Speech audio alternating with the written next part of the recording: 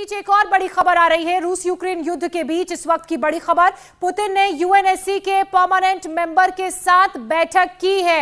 ये बड़ी खबर, व्लादिमीर पुतिन ने UNSC United nation security council के परमानेंट मेंबर्स के साथ बैठक की है और ये बैठक कई मायनों में अहम मानी जा रही है क्योंकि लगातार इसको लेकर चर्चा भी की जा रही थी। मनीष, अब इस तरह से बैठक इसका होना, इसके क्या मायने निकाले, सीधे हम अशोक जी से समझते हैं। अशोक सर, अब ये देखना होगा जो इसमें यूएन सिक्योरिटी काउंसिल में किस क्योंकि 5 परमानेंट मेंबर्स हैं, किनके साथ मुलाकात हुई है, किनके साथ बातचीत हुई है, क्योंकि ये तो हमें मालूम है जो कल राष्ट्रपति मैक्रोन, वो भी फ्रांस भी एक परमानेंट मेंबर है यूएन सिक्योरिटी काउंसिल का, मैक्रोन के साथ पुतिन की बातचीत हुई थी, 90 मिनट तक बातचीत हुई थी और उसमें कोई हल नहीं निकला था। उसमें पुतिन ने सब अपनी जो डिमांड्स हैं, जो क्राइमिया को रिकॉग्नाइज किया जाए, रूस का हिस्सा, दोनों जो डॉनबास के एरियाज हैं लुहांस और डोनेट्स्क, उसको किया जाए रिकॉग्नाइज इंडिपेंडेंट स्टेट्स, उसके बाद पूरी तरीके से डीमिलिटराइज किया जाए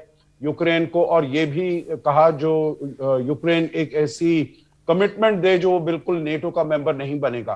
तो अब देखना होगा जो क्या वही शर्तें पुतिन ने आज भी इस बैठक में रखी हैं, और उसका क्योंकि ये वाली शर्तें पहले भी पुतिन ने रखी थी परंतु उस समय कहा गया था जो ये अनएक्सेप्टेबल गारंटीज हैं। तो अब देखना होगा जो जंग के अब 9-10 दिन होने वाले हैं, अब एक्सेप्टेबल हो सकते हैं सर, अब हो सकते हैं थोड़ी चीजें तो हो सकती हैं। न्यूट्रलिटी मेरे ख्याल से वो एक्सेप्ट हो सकती है क्योंकि इसमें केवल जो और 4 देश हैं यूएन सिक्योरिटी काउंसिल के, उनको नहीं, मेरे ख्याल से अब यूक्रेन को भी साथ में मिलाना पड़ेगा क्योंकि जिस प्रकार की प्रेरणा उन्होंने दी है, राष्ट्रपति ज़ेलेंस्की ने दी है, उससे उन्होंने अपने पूरे देश को अपने साथ जोड़ लिया है और पूरी जो वेस्टर्न कंट्रीज हैं वो भी एक साथ मिलकर आ गई हैं। जैसे यूनिटी हमने नेटो में देखी है और पश्चिम देशों में देखी है, वो मेरे विचार से कोल्ड वॉर के खत्म होने के बाद ये पहली बार दिखाई दे रहा है। खैर, हमें तो सर इंतजार करना हो क्योंकि जो डिमांड्स तो रखे जा रहे हैं यूक्रेन की ओर से भी है, पुतिन की ओर से, पुतिन अपने डिमांड से पीछे हटना नहीं चाहते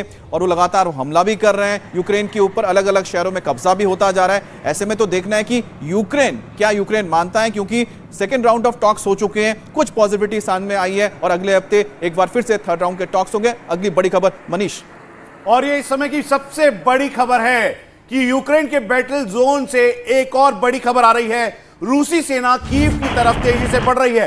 रूसी सेना के 60 किलोमीटर लंबे काफिले की सबसे लेटेस्ट और अभी की सैटेलाइट फुटेज आई है। यह पूरा एयर थ्रू है, यानी स्काई थ्रू, ऊपर से सैटेलाइट इमेजेस के जरिए यह पूरा काफिला दिखाई दे रहा है जो कीव की तरफ आगे जा रहा है। और ठीक सामने आप एक बार फिर से गाड़ियों का काफिला देख सकते हैं। लेकिन पहली इमेज और इस इमेज में इतना अंतर है कि पहली इमेज पार्क्ड लग रही थी कि एक साथ गाड़ियों का काफिला खड़ा है, लेकिन इस समय इस इमेज में ऑपरेशनल तरीके से मूव करती हुई गाड़ियां दिखाई दे रही है, यानी एक सीमित दूरी पे सारी गाड़ियां एक दूसरे से खड़ी हैं। यह टैक्टिकल मूवमेंट हो सकता है क्योंकि यह कीव की तरफ आगे बढ़ती हुई इस समय रशियन आर्मी का यह पूरा काफिला है, एक एक करके लंबा काफिला जिसमें logistics, emanations, defence system, air defence system, ये सभी मौजूद है। यानी एक शहर को चोक करने के लिए रीइंफोर्समेंट से लेकर जो मसल पावर है यानी आर्म पावर, वो सब इस काफिले में मौजूद है। बिल्कुल साथ है, लेकिन हम आपको एक ग्राफिक्स दिखा रहे हैं। ज्योत्सना, इसके बारे में जरा बताइए क्योंकि आज बहुत इंपॉर्टेंट दिन था जिस दिन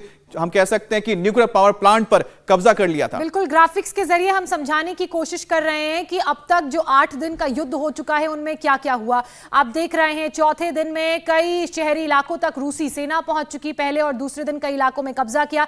5वें दिन की बात की जाए, कीव खारकीव पर रॉकेट से अटैक किया गया। छठे दिन भी कीव पर, खारकीव पर मिसाइल से हमला किया गया, सिविलियन को निशाना बनाया गया जिसे कोलैटरल डैमेज का भी नाम दिया गया। इसके अलावा 8वें दिन की बात की जाए तो यानी कि बीते कल यहां ज़ेपोरिज़िया न्यूक्लियर पावर प्लांट पर भी हमले की कोशिश और अंततः आज उसे कब्जे में कर लिया गया। अमित, इसी बीच आपके पास एक और बड़ी खबर आपको बता दें। सऊदी क्राउन प्रिंस यानी कि मोहम्मद बिन सलमान ने एक बड़ा बयान दिया है। उन्होंने कहा है कि वो पुतिन से बात कर सकते हैं और वो पुतिन से बात करके इस पूरे मामले में मध्यस्थता की कोशिश कर सकते हैं। तो सलमान ने पुतिन से बात करने की बात कही और पेशकश की है कि अगर दुनिया चाहे या फिर रूस चाहे, यूक्रेन चाहे, तो इस संकट में वो मीडिएट कर सकते हैं और वो बातचीत करके इस मसले को हल निकाल सकते हैं। खैर उनका दावा है, लेकिन आपको बता दें कि आखिरकार क्या पावर है। आखिरकार सऊदी अरबिया के पास जो सबसे बड़ा पावर है वो पावर है पैसे का। रिच कंट्री है, उनके पास तेल है या एनर्जी रिसोर्सेज हैं, और साथ ही साथ मोहम्मद बिन सलमान के कई सारे देशों के राष्ट्राध्यक्षों के साथ बहुत करीबी रिश्ते हैं। खास तौर पे हम कह सकते हैं कि यहां अगर पुतिन की बात की जाए तो पुतिन के साथ उनका एक अच्छी केमिस्ट्री है, जिसकी सबसे बड़ी वजह है प्रिंस जायद, जो कि यूएई के हम कह सकते हैं कि क्राउन प्रिंस है। इसी वजह से इन तीनों देशों के बीच, यूएई, सऊदी और पुतिन यानी रशिया के बीच एक अच्छा एक्सेस बना हुआ है। टीकू सर, मैं आपसे समझना चाहूंगी, ये जो पहले पुतिन की और क्राउन प्रिंस सलमान की फोन पर बात हुई, उसके बाद इस तरह की मध्यस्थता की खबरें सामने आई, इसके हम क्या मायने निकालें, और ये 90 दिन का हाल है? देखिए, प्रिंस सलमान बिन मोहम्मद ने जो पेशकश की है वो आइसोलेशन में नहीं करी है। उनको इंडिकेशन मिला होगा, रशिया से भी मिला होगा, अमेरिका से भी मिला होगा, तभी उन्होंने जाकर अपने आप को ऑफर कर दिया, क्योंकि वो इतना बड़ा रिस्क ले ही नहीं सकते कि वो ऑफर करें और कोई उनको पूछेगा नहीं। उनकी रिलेशनशिप अमेरिका से बहुत अच्छी है।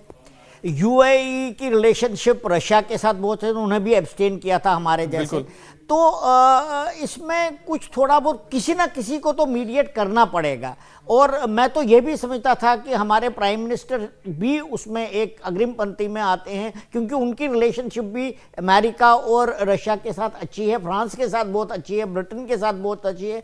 तो मुझे लगता है प्रिंस सलमान बिन मोहम्मद, नरेंद्र मोदी और ऐसे एक दो व्यक्ति जो न्यूट्रल हैं और जो दोनों पक्षों के साथ जिनका मेल मिलाप है, उनको स्टेप इन करना पड़ेगा, क्योंकि तबाही इतनी ज़्यादा हो रही है कि वर्ल्ड इसको एक्सेप्ट नहीं कर सकता। खासकर क्योंकि अगर एक दो और न्यूक्लियर प्लांट्स में रेडिएशन बाहर निकले तो फिर तो कैटास्ट्रोफ हो जाएगा। तो किसी ना किसी को तो मध्यस्थता करनी पड़ेगी, और ये पुतिन भी समझता है और ज़ेलेंस्की भी समझता है और नेटो भी समझता है। चलिए, बातचीत तो सर हो रही है। पांडे सर, आप भी नजर बनाए हुए इस चीजों पे। आप देखिए कि मैक्रो ने बात की, मैक्रो भी कोशिश कर रहे हैं कि हो जाए। अब आप देख रहे हैं कि मोहम्मद बिन सलमान भी आके बोल रहे हैं, मिडिल ईस्ट की ओर से भी कोशिश हो रही है। तो ये जो बातचीत आपको लग रही है, एक तरफ बातचीत हो रही है, लड़ाई भी चल रही है, आप दोनों को कैसे देख रहे हैं? देखिए, बहुत ही महत्वपूर्ण कदम कहूंगा मैं कि लगभग ये हम शांति की तरफ बढ़ रहे हैं।